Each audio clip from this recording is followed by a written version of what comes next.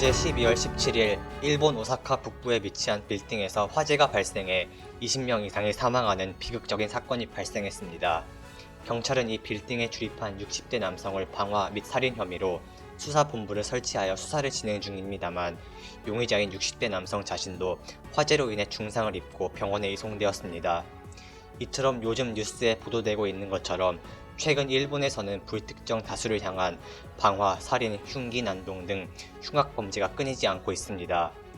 그런데 이것은 일종의 착시 효과로서 요즘 들어 이와 같은 강력 범죄가 폭등한 것이 아니라 오래전부터 일본 사회에서는 엽기적인 범죄가 틈만 나면 발생하기로 알려져 있습니다. 일본은 오랫동안 자신들의 범죄율이 낮은 안전한 치안 강국이라며 자화자찬해 왔습니다. 물론 일본의 빽빽한 인구 밀도로 인해 어디를 가나 보는 눈이 많은 감시사회인 탓에 어지간한 장소에서는 범죄 억제 효과가 있다는 점은 부정할 수 없습니다. 또한 북미 및 유럽 국가들과 비교하면 일본은 좁은 섬나라인 탓에 사회 안전망이 촘촘하게 집중되어 있고 법률로 총기 소지가 금지되고 있는 점도 낮은 범죄율이 요인으로 꼽히기도 합니다. 하지만 일본의 치안 상황에 대해 무비판적으로 받아들이기 전에 고려해야 할 점들이 있습니다. 특히 우리나라와 비교까지 하며 일본이 세계 치안 1위 국가라고 주장하는 일본의 국수주의자들의 주장은 황당함이 극치를 달리고 있습니다. 우리나라도 범죄로부터 안전하기로 세계적으로 손꼽히는 나라입니다만 언제나 관음증 환자처럼 틈만 나면 우리나라의 모든 것을 사사건건 들여다보고 훈수를 두는 일본의 극우 세력 및 혐한주의자들은 한국의 범죄율은 일본보다도 높으며 특히 성범죄, 살인 등의 강력범죄는 일본보다 훨씬 더 많이 일어나는 범죄 대국이라고 주장합니다. 물론 단순 범죄 발생 건수를 보면 일본 측의 범죄 종류에 따라 우리나라보다 범죄율이 낮은 경우도 있습니다만 통계 집계 방식, 사법 절차 등이 국가마다 크게 다르며 이러한 점들을 고려해야 한다는 것입니다. 우리나라는 경찰의 수사 종결권이 없기 때문에 모든 혐의에 대해 불기소 의견이 다수를 차지함에도 불구하고 검찰의 송치하는 전권 송치주의를 채택하고 있습니다. 문제는 우리나라에서는 이렇게 검찰에 송치된 사건 중 상당 부분이 무혐의나 공소권 없음으로 종결되어도 범죄 통계치로 집계되는 것입니다. 이와 달리 일본은 범죄가 경미한 경우 공소를 제기하지 않을 수 있는 유죄 처분 제도를 두고 있습니다. 이와 같이 유죄 처분으로 분류되어 한국이었다라면 범죄 발생 횟수로 집계되었을 사건이 연간 약 8만 건으로 분석되고 있습니다. 따라서 단순히 숫자만 보고 어느 쪽이 좋은지 나쁜지 무턱대고 비교 평가할 수 없는 것입니다. 하지만 일본의 극우 세력들은 양국의 통계 처리 방식이 다른 점을 애써 은폐하며 국수주의 혐한 마케팅으로 지지율 상승을 시도합니다. 높은 인구 밀도로 인한 상호 감시, CCTV 카메라와 디지털 보급을 통한 전자 감시 외에도 일본 특유의 범죄 억지 요인의 특징으로서 개인의 욕구 만족보다는 이웃과의 유대와 사회 집단과의 조화를 중시하는 공동체 문화도 꼽히고 있지만 일본은 점점 그 특징이 붕괴되어 가고 있다는 지적이 틈틈이 제기되고 있습니다. 이러한 정신적인 면에서의 일탈은 근본적인 범죄 예방에 있어서 심각한 문제가 아닐 수 없는데요. 가령 CCTV 카메라가 전국 구석구석을 감시하고 있다 한들 결국 범죄가 발생한 다음 녹화된 동영상이 수사에 활용되는 것이지 감옥에 가든 말든 어떤 처벌을 받든 각오하고 범죄를 작정한 사람은 막을 수 없기 때문입니다. 실제로 많은 흉악 범죄자들이 현장에서 자진 체포당하고 자신에게 사형을 내리라면서 뻔뻔하게 나서는 장면은 이제 너무 흔한 모습이라 지겹기까지 한 지경입니다.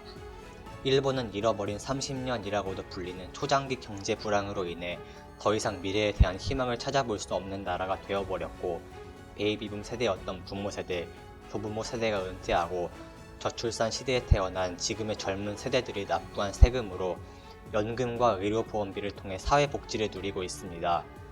운 좋게 고도성장기에 태어나 기업에서 대학 신졸자를 모셔갈 정도로 취업난은 전혀 없었고 80년대의 버블경제 때 고소득 행진을 누리던 지금의 부모 세대가 이제는 은퇴한 후 자신들의 납부한 혈세로 복지를 누리며 안락하게 사는 모습을 보며 일본의 젊은이들은 박탈감까지 느끼며 고령 세대들과 마찰을 빚고 있습니다. 일본의 기득권 정치인들은 젊은 세대들이 선거에 투표를 하지 않기 때문에 바뀌는 것이 없다고 훈계를 하고 있으나 일본은 오랜 저출산 문제로 인해 고령자 인구수가 훨씬 많기 때문에 젊은이들이 모두 투표를 해도 인구수에서 고령자들을 절대 이길 수가 없습니다. 이렇게 뿌리 깊은 사회 문제 속에서 일본의 사회는 점차 각박해졌고 노인을 존경하는 미풍양속은 이미 오래전부터 사라졌으며 각박한 경제 및 사회 분위기 속에서 젊은 노동자 사이에서는 고령자 및 사회적 약자를 증오하는 심리가 잉태되고 이렇게 오랫동안 억압된 사회적 갈등은 끝내 버티지 못하고 잔인한 범죄의 형태로서 분출되기도 합니다. 2016년 7월 일본 가나가와 현에서 발생한 장애인 시설 대량 살상 사건이 바로 그중 한 사례입니다. 당시 26세의 남성 우에마츠 사토시가 장애인 시설에 침입해 칼로 고령자와 장애인 19명을 살해한 사건입니다. 그는 의사소통이 불가능한 중증 장애인들은 안락사시켜야 한다. 내가 생각하는 대략적인 행복이란 돈과 시간이다. 중증 장애인들을 돌보는 것은 막대한 돈과 시간의 낭비로 이어진다. 라고 황당한 주장을 펼치기도 했습니다. 여기에서 일본 사회의 팽배한 약자 증오와 돈을 최고의 가치로 여기는 물질주의적 사고방식이 여과없이 드러납니다. 우에마츠 사토시는 범행 이전에 해당 장애인 시설에서 해고된 바 있어 경제적으로 생활이 어려움이 있었던 것으로 알려졌습니다. 또 한 가지 엽기적인 것은 당시 일본의 SNS에 범인인 우에마츠 사토시가 제일 한국인이라는 헛소문이 퍼졌다는 것입니다. 원래 일본 사회는 강력 범죄자나 외국에서 나라 망신을 시킨 일본인 등을 제일 한국인으로 날조하며 도마뱀 꼬리 자르기를 시도하며 모른 척하기를 오래전부터 잘 알려져 있는데 이 사건도 예외가 아니었습니다. 한편 일본 특유의 엽기적인 흉악 범죄에서는 강자에게 약하고 약자에게 강한 습성도 엿볼 수 있는데요. 즉 젊은 남성이나 정치적 권력자 같은 강자에게는 발끝도 못 건드리면서 노인, 여성, 장애인 등 약자들에게 범행이 칼날이 향한다는 것입니다. 앞서 언급된 2016년 장애인 시설 집단 살인 사건은 물론이고 도쿄 올림픽이 진행 중이던 올해 8월 6일 도쿄 세타가야 구간을 운행 중이던 지하철 차량에서는 30대 남성이 흉기를 휘두르고 불을 질러 승객 9명을 다치게 한 사건에서 체포된 범인 스시마 유스케는 경찰에 취조해 행복한 여성을 보면 죽이고 싶다. 여성 승객을 죽이려고 생각하고 칼을 휘둘렀다.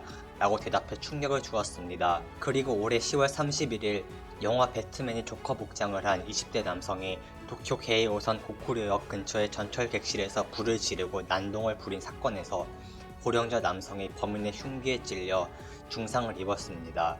다행히 사망자는 없었지만 10명 이상이 이 범행으로 인해 부상을 입었고 20대 남성 범인은 살인 미수와 방화 혐의로 체포되었습니다. 그는 인터넷으로 범행에 쓰인 도검을 구입하고 전철을 달리는 두 역 사이의 거리가 멀고 승객들로 자주 붐비는 도심행 특급 열차를 선택했다라고 진술하는 등 치밀한 계획적 범행임이 드러났습니다. 그 역시 올해 6월 직장에서 고객의 항의를 받고 실직하게 되어 경제적인 어려움에 처해 있었습니다. 한편 일본의 철도는 올해 여러 차례 발생한 방화 및 살인 또는 살인 민수 같은 강력 범죄 외에도 혼잡성에서 은밀히 여성의 몸을 노리는 치안 범죄가 횡행하기로도 오명이 알려져 있습니다.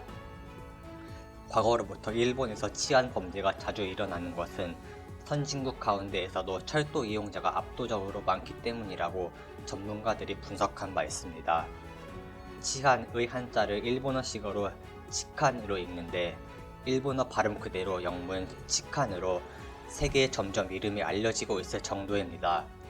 괄호 사이 일본식 발음 그대로 카로시가 영어 사전에 등록된 것과 같이 치칸도 일본의 불미스러운 사회적 치부를 전 세계에 알리는 단어가 되고 있는 것입니다.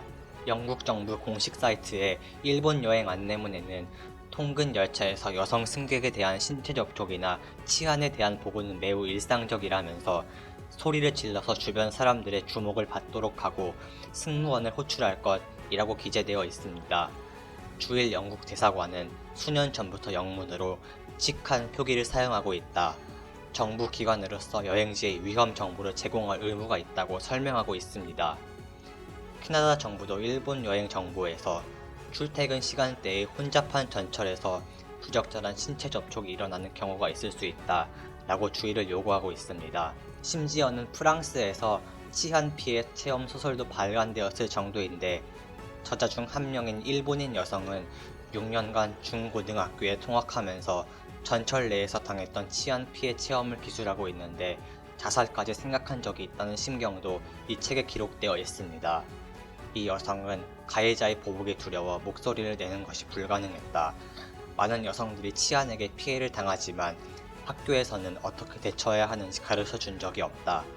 작품을 통해 치안이 얼마나 비겁한 범죄인지 인식하기를 바란다 라고 말했습니다. 이렇게 일본에서 최근 연이어 발생하는 불특정 다수를 향한 무차별 살인 및 방화 사건으로 일본 열도는 충격과 공포에 휩싸여 있습니다. 겨울에 들어 일본의 텔레비전 방송에서는 이런 갑작스런 범죄가 발생할 때 취해야 할 대책이 연일 방영되고 있으며 공공장소에서 불특정 다수를 목적으로 한 범죄에 대해 모의 훈련까지 진행되고 있습니다. 한편 무차별 살상 사건을 일으킨 범인들의 대부분은 무직, 가정불화, 인간관계 파탄의 상황에 처해 있어 극단적인 고독에 빠져 있는 상태라는 점이 지적됩니다. 일본은 고립률이 OECD 국가 중 최고 수준으로 전체 인구의 약 15%에 이릅니다. 이러한 고립 문제를 방치하면 이번과 같은 무차별 강력 범죄로 연결될 수도 있다고 지적되고 있습니다. 사회학 전문가들은 1980년대 후반부터 일본은 버블 경제가 붕괴됨에 따라 개인주의, 이기주의가 팽배하게 되고 사회적 조직이나 제도에 의한 유대감이 약화되면서 일본 사회의 고독이 확산되었다고 분석합니다. 예를 들면 미혼자 증가, 이혼 증가와 저출산으로 인한 전통적 가족관의 붕괴, 종신고용 기업의 감소, 비정규직 증가 등이 거론됩니다. 물론 어느 나라나 마찬가지이지만 안정된 일자리가 없으면 소득도 적고 사회적 지위도 낮아지게 되어 결국 대인관계의 자신감이 떨어져 대인관계 기피로 연결되고 이것은 곧 업무 능력이 큰 약점이 되어 결국 더욱더 경제 능력이 저해되는 악순환에 빠지게 됩니다. 특히 일본과 같이 항상 남의 눈치를 의식하는 문화가 만연한 사회라면 그런 현상은 더욱 심각하다고 할 수 있습니다. 따라서 일본에서는 최근 횡행하는 무차별 범죄에 대해 사회적 책임론도 대두되고 있으며 노력에 대한 대가를 받고 최소한의 행복을 유지할 수 있는 사회적 시스템이 필요하다는 지적이 일본 사회에서 제기되고 있습니다. 코리아 알파였습니다. 감사합니다.